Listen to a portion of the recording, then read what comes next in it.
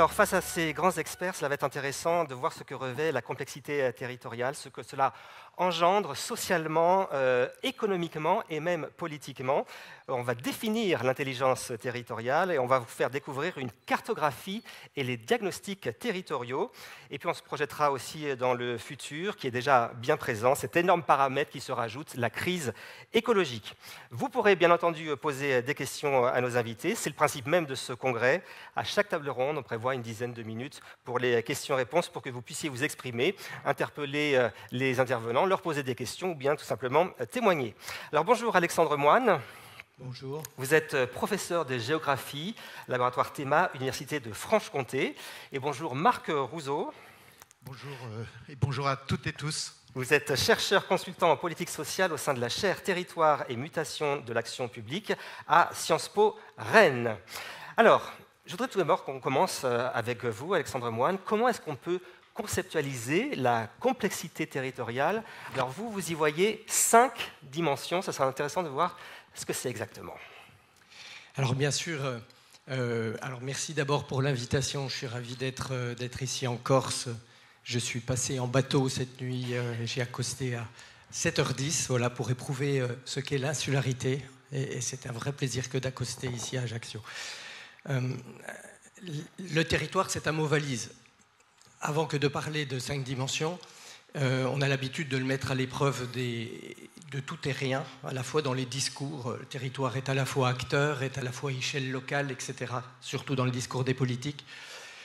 Et à un moment donné, en tant que géographe, il y a déjà une vingtaine d'années, j'ai souhaité lui donner corps d'un point de vue opérationnel. C'est-à-dire que du mot valise, nous puissions en faire quelque chose de concret lorsque nous sommes face justement au territoire et à leur complexité.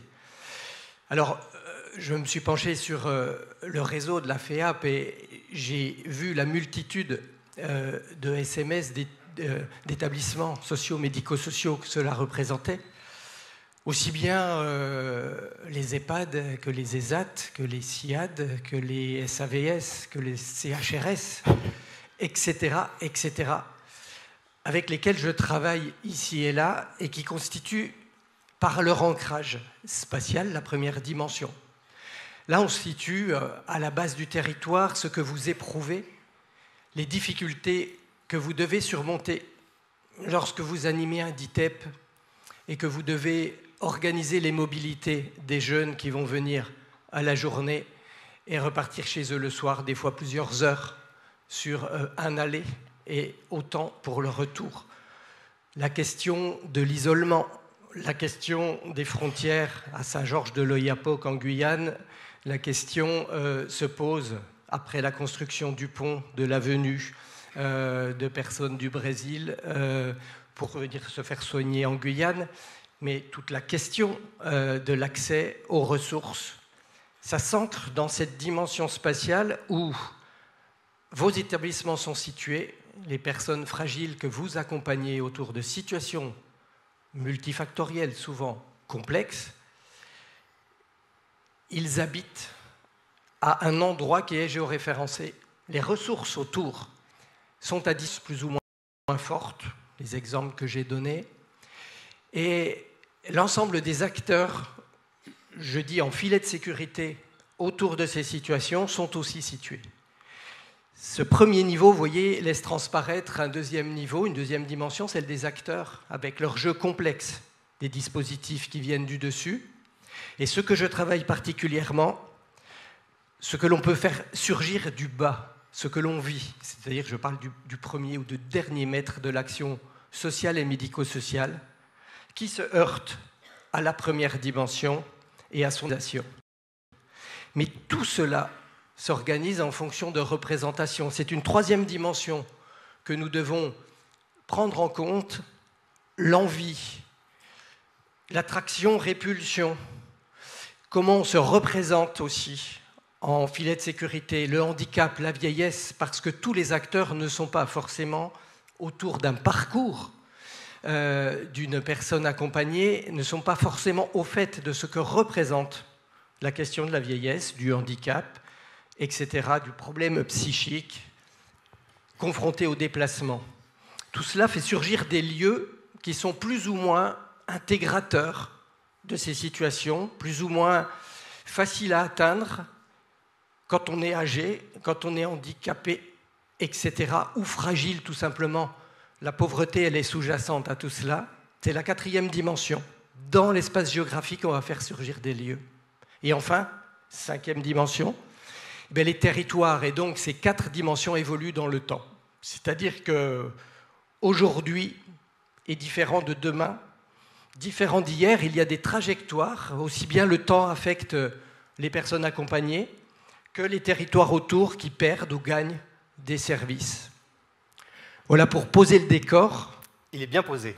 Voilà, complexe au départ, que l'on va essayer de rendre, on va dire, opérationnel par rapport à vos activités à vous. Et je suis sensible à l'idée de solidarité, puisque tout ce que je travaille se travaille par le bas, concrètement et avec bon sens.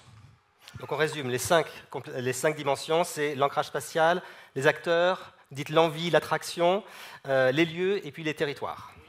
Envie, attraction, ce sont les représentations. Les représentations. Vraiment, c'est quelque chose de très qualitatif qu'on transforme peu avec des outils, différemment des autres dimensions qu'on sait appréhender. Mais la question des représentations, on doit l'avoir en tête, parce qu'un territoire n'est pas neutre et il produit des représentations, en tout cas on les produit relativement à lui, qui vont nous faire plus ou moins agir. Alors, on poursuit notre réflexion. Vous avez parlé des parcours des patients. Marc Rousseau, les patients doivent donc construire un parcours sanitaire ou social, ou les deux, mais en fonction de notre territoire de vie, eh bien, on doit composer avec des ressources qui sont inégalement réparties. Oui, merci aussi pour l'invitation. Merci pour cet échange avec Alexandre. On s'est croisés quelques fois sur... Vous connaissez, hein. Ouais, ben forcément, les travaux d'un géographe pour un politiste, c'est tout à fait utile. Et puis, vous l'avez entendu, Alexandre n'est pas n'importe quel géographe. Il met en avant la question de l'action, la question des représentations, plus, en tout cas, ou tout autant que la question de la géographie ou de la géomorphologie. On y reviendra.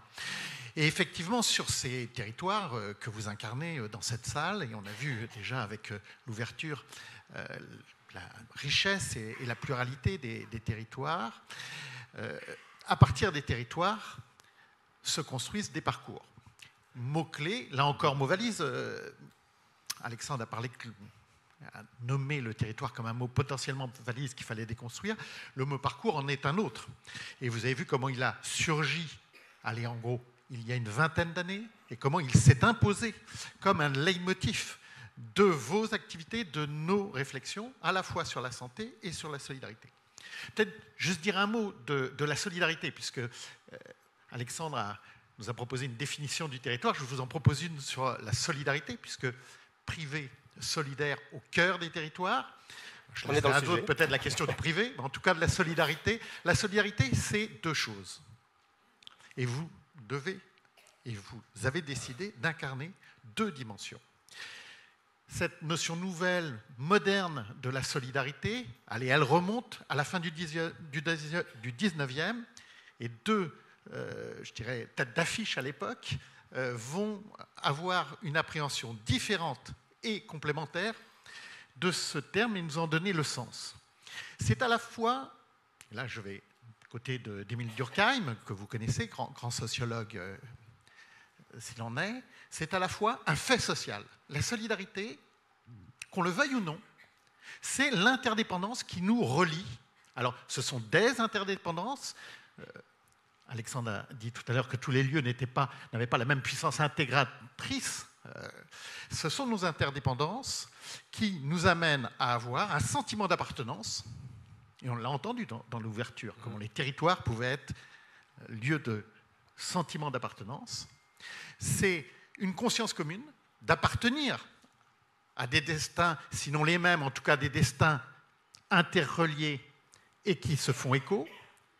Et ça, c'est plutôt Émile Durkheim, et vous savez, il nous définit 2 types de solidarité. La solidarité plutôt mécanique qui s'impose à nous et celle organique qu'on va construire.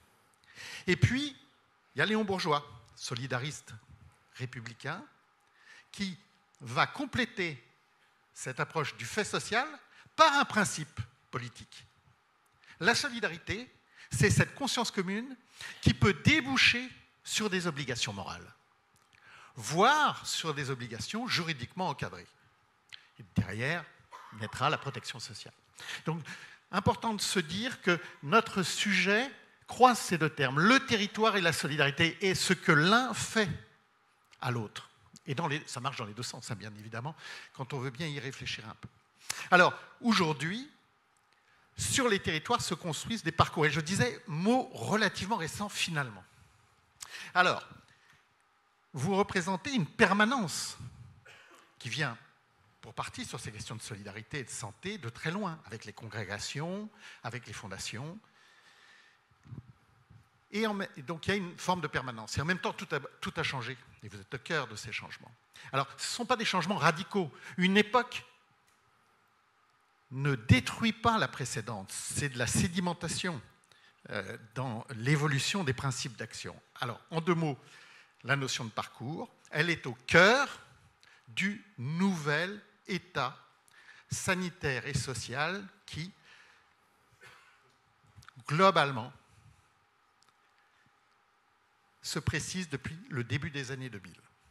Un état sanitaire et social qui se veut actif, où l'État, après avoir été un peu plus modeste dans les années 80, se veut beaucoup plus stratège et cherche à faire faire au territoire.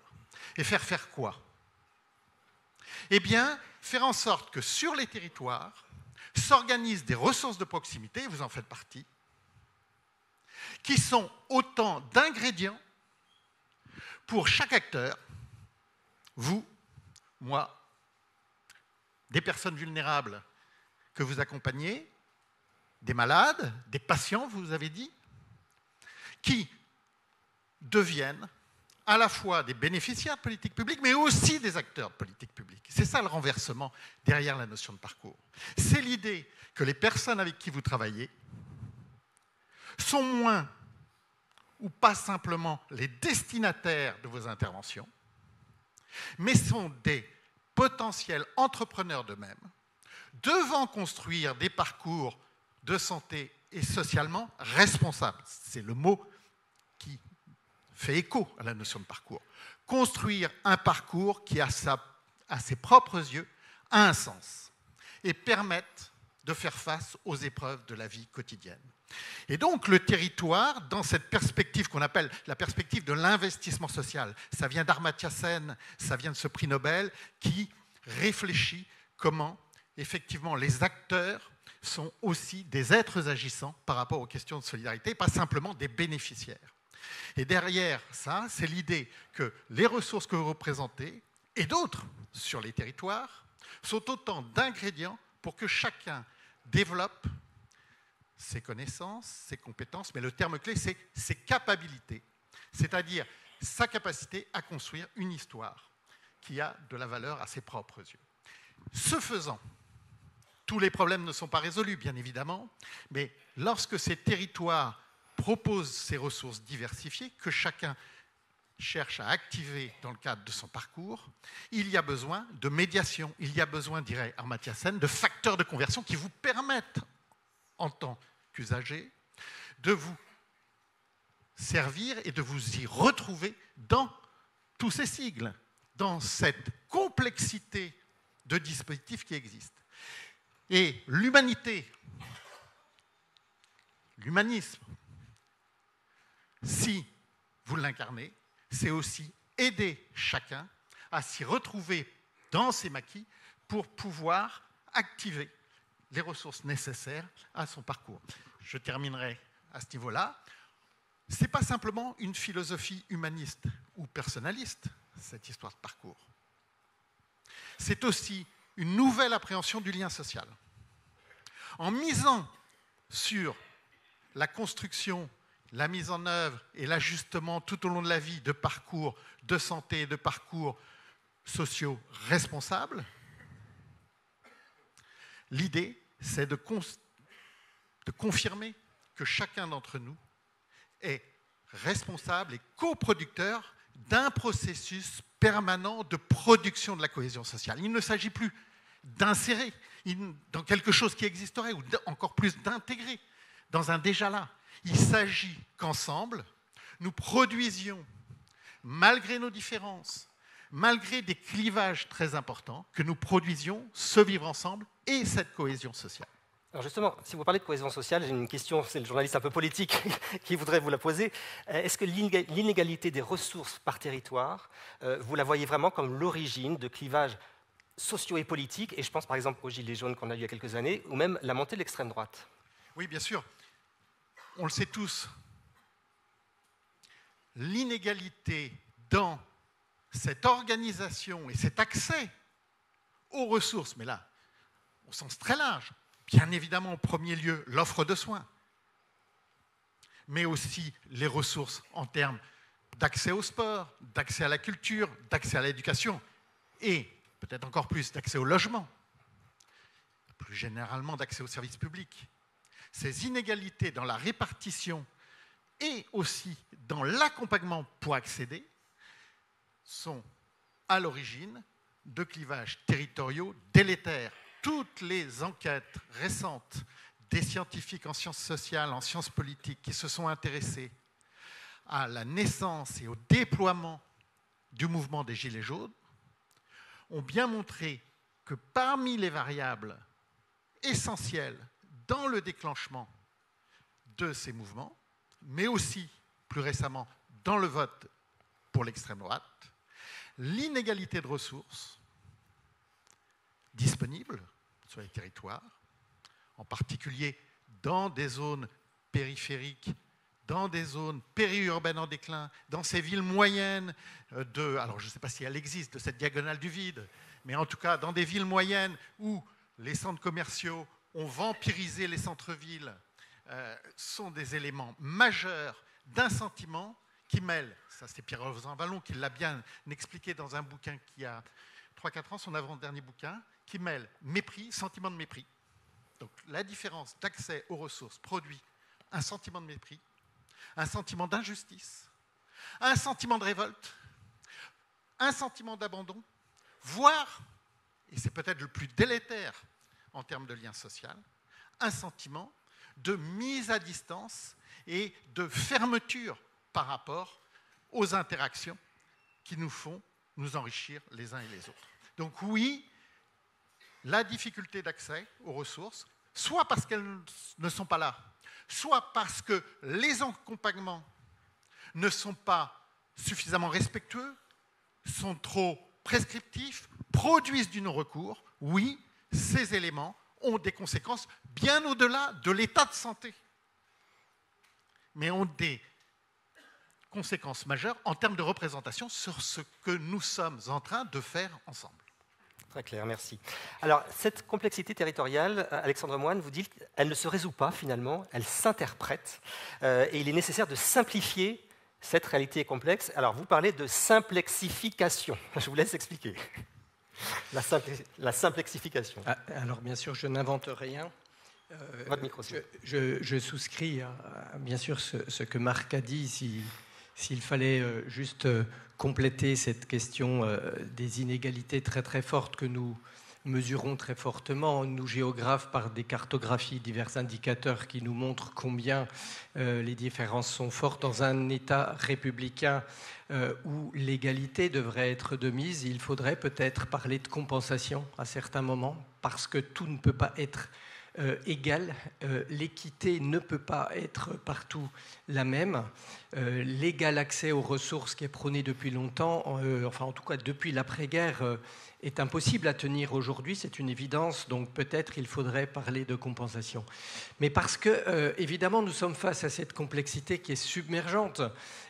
Si l'on calcule au cas par cas, si l'on se réfère à une situation multifactorielle, mais à la combinaison ensuite de celle-ci dans un territoire donné, nous sommes face à une infinité de solutions possibles, également de contraintes qui vont s'afficher pour plus ou moins empêcher certaines mises en parcours, ou en tout cas certains suivis qui devraient être beaucoup plus fluides.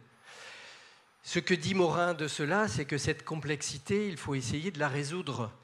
Alors on ne peut pas la résoudre, évidemment, il faut essayer de l'accompagner. quand il parle de simplexification, c'est-à-dire qu'à un moment donné, l'infinité d'éléments, l'infinité de relations et les limites floues à tous ces systèmes, il faut essayer malgré tout de les caractériser en simplifiant. Alors on peut adopter une attitude un peu cartésienne dans ce cas, et je l'abandonne très vite, cette attitude cartésienne, une fois que j'ai identifié les éléments autour d'une situation donnée. Mais je vais essayer de leur garder au maximum à ces éléments du lien. C'est ce qui fait simplification, et on garde de la complexité, simplexification, le terme qui est utilisé.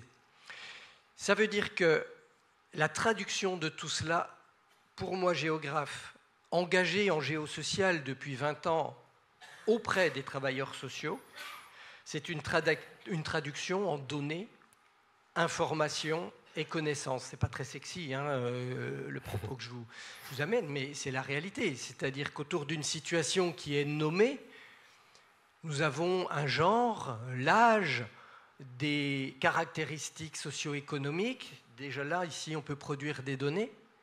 Nous avons ces géoréférencements qui vont permettre de comprendre le parcours, ce qu'il est possible de faire ou ce qu'il est impossible de faire. Nous avons du temps, des mobilités qui vont prendre du temps, des horaires qui s'enchaînent, un praticien ne pouvant pas intervenir en même temps qu'un autre, les temps de la société, pour une maman qui doit accompagner ses enfants à la crèche, qui est en insertion professionnelle, qui doit suivre un stage, qui doit ensuite faire des courses, suivant qu'elle habite au cœur de ville, dans un quartier prioritaire de la ville ou en milieu rural, ces temps ne vont pas se calculer de la même manière. Donc en fait, même si ça n'est pas sexy, nous sommes ramenés systématiquement à la question des données, informations et connaissances. La simplexification permet tout simplement de construire autour des situations l'ensemble de ces données et informations qui vont permettre l'accompagnement en connaissance de territoire, c'est-à-dire en connaissance d'espace, du filet de sécurité, jeu d'acteurs autour de la personne, en connaissance des temporalités qui affectent le territoire et des principaux lieux qu'il va falloir lier dans le temps. Justement, je voudrais qu'on en vienne à l'intelligence collective. Ça consiste à nourrir par des diagnostics territoriaux, c'est votre expression. On peut traduire par projet personnalisé d'accompagnement, c'est ça? Il y a un glissement que je ne fais pas en tant que géographe, mais qui peut être dans la continuité du diagnostic individuel territorialisé, tel que je le propose. On parle d'intelligence collective au départ, mais c'est de l'intelligence territoriale à l'arrivée dont il est question. Territoriale parce que nous aurons pris en compte le support, cette métrique topographie qui aujourd'hui nous empêche de bien des choses. On l'a dit, tous les territoires ne sont pas égaux, ne serait-ce que par rapport à la distance, tout simplement, la métrique aux ressources. Quand on ajoute, et si on combine insularité et montagne, vous voyez que c'est explosif. C'est très compliqué, et là je dis compliqué, simplement parce que ce n'est pas de la complexité. Passer d'un point à un autre, c'est compliqué. Et cette question, évidemment, elle doit être résolue en qualifiant ces données, en les organisant les unes par rapport aux autres, et en produisant autour d'une situation ce qu'on appelle un diagnostic individuel. Si je me replace dans un établissement qui accompagne une personne, il y a de fait une collection de situations individuelles qu'il faut accompagner. On a développé des outils pour cela, pour représenter ces données, informations et connaissances issues de la simplexification. Vous visualisez les parcours, c'est ça, dans vos cartes? Bien sûr. C'est-à-dire qu'on rend visible par des outils graphiques à la fois les parcours, c'est pas très difficile, sur une carte, d'imaginer, partant du lieu de vie, qui peut être un logement, un foyer, en ESAT, la relation ensuite au lieu de travail ou au lieu de consommation, ça s'affiche sur une carte de manière aisée. On peut même calculer, vous le savez, au-delà des distances, les temps de transport. Vous le faites, mais souvent de manière partielle et quand ça coince réellement. J'ai accompagné une grosse association bordelaise qui anime des DITEP et des CESAD. J'en ai parlé tout à l'heure très rapidement à titre d'exemple.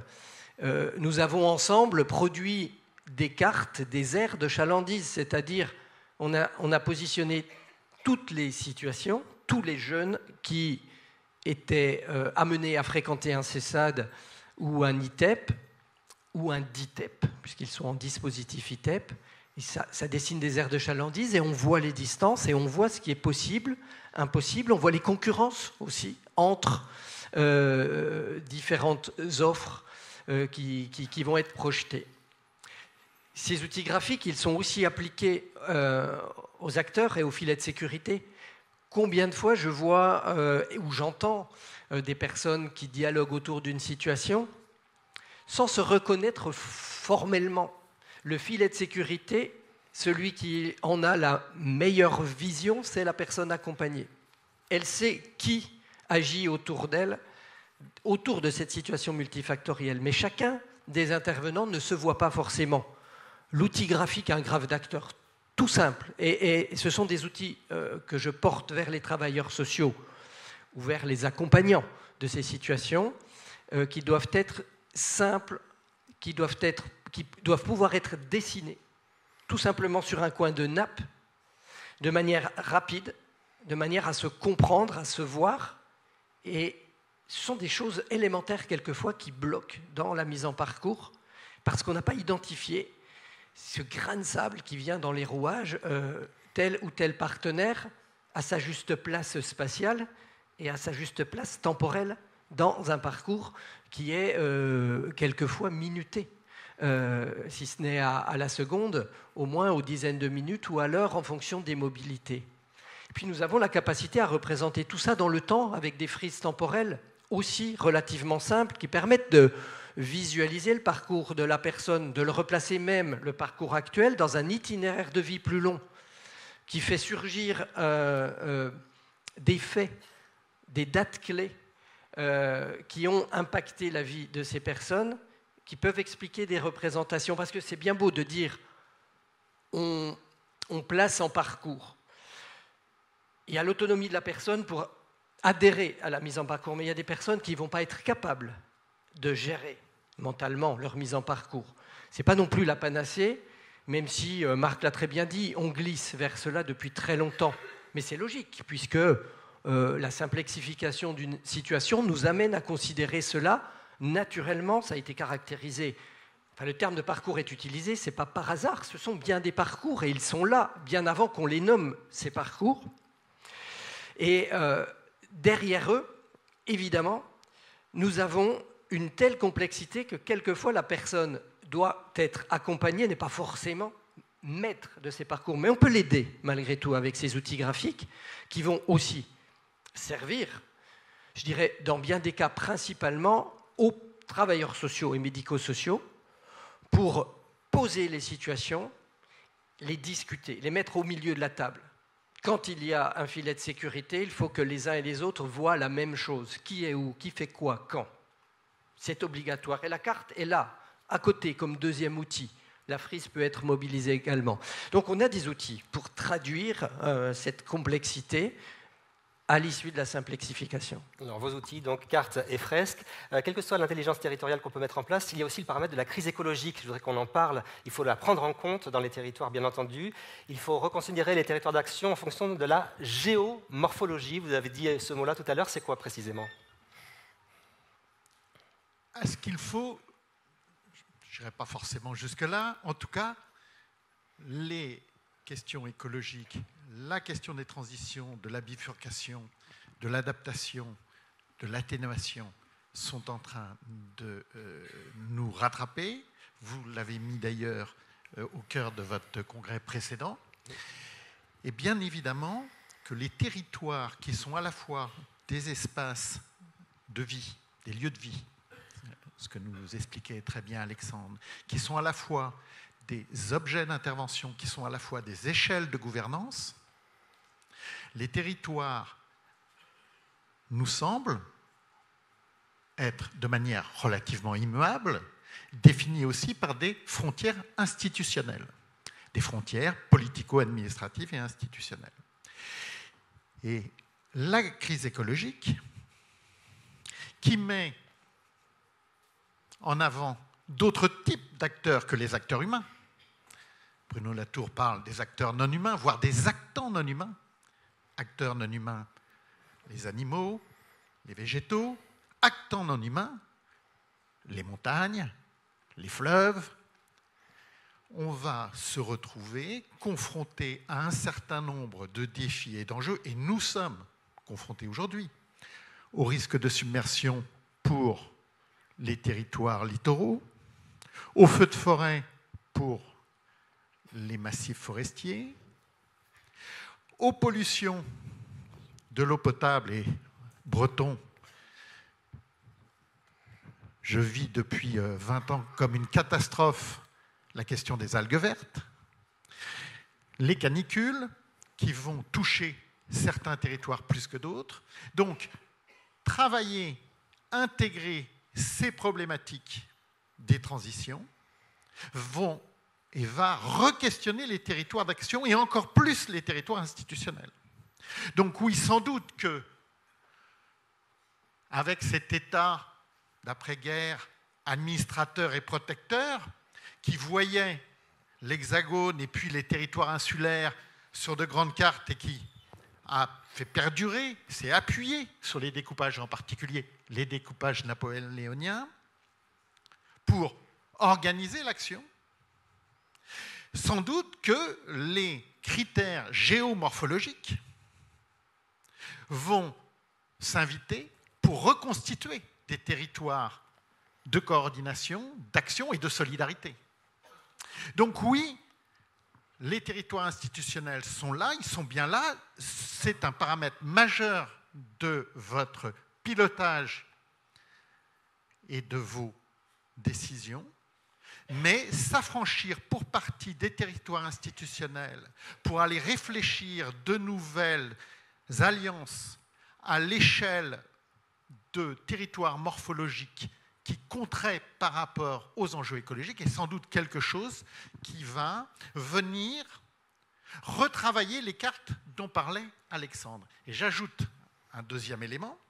Face à cette complexité, face à ce besoin d'action collective, et les intervenants en introduction ont beaucoup parlé de la coordination et de la coopération, la question des identités culturelles, à côté et en complément des critères géomorphologiques, vont sûrement être un de nos futurs rendez-vous en termes de territoire sociopolitique. Alors, identité culturelle, bien évidemment, les territoires ultramarins, bien évidemment la Corse, mais bien évidemment aussi les régions transfrontalières, bien évidemment les régions de l'arc atlantique, les régions périphériques. Et là, on a, avec ce binôme critères géomorphologiques qui vont s'inviter et importance des identités culturelles pour produire de l'action collective, on a sans doute une forme de renversement centre-périphérie. Et donc oui, ma conviction aujourd'hui, c'est que regardons la nouvelle communauté européenne d'Alsace, territoire transfrontalier, regardons les solidarités de l'arc atlantique qui relient certaines régions françaises avec des régions espagnoles, des régions anglaises et irlandaises. Regardons les bassins versants, regardons les fleuves qui s'invitent de plus en plus comme une personnalité morale, voire demain comme une personnalité juridique dans nos dispositifs de pilotage, pour repérer que vous représentez, et là je parle plutôt au territoire insulaire, vous représentez possiblement les laboratoires du futur en termes d'action publique et possiblement d'une forme de décentralisation plus agile, plus souple que celle qu'on a connue il y a maintenant 45 ans. Eh bien, merci à tous les deux. Le temps passe très vite. On va prendre une question pour, si vous voulez, interagir avec nos invités. Puis ensuite, on passera à la suite du programme qui est chargé. Est-ce que quelqu'un veut poser une question? Allez-y, n'hésitez pas. C'est toujours la première question la plus difficile. On va vous donner un micro dans la salle. Que vous inspire cette intelligence territoriale et la complexité des territoires? Vous n'avez pas de questions? Eh bien, ça sera pour une prochaine fois. On vous applaudit. Merci beaucoup à tous les deux. Alexandre Moine, professeur de géographie, Université de Franche-Comté, et Marc Prouzeau, chercheur consultant en politique sociale à la chaire Territoire et Mutation de l'Action publique à Sciences Po Rennes. Merci à tous les deux.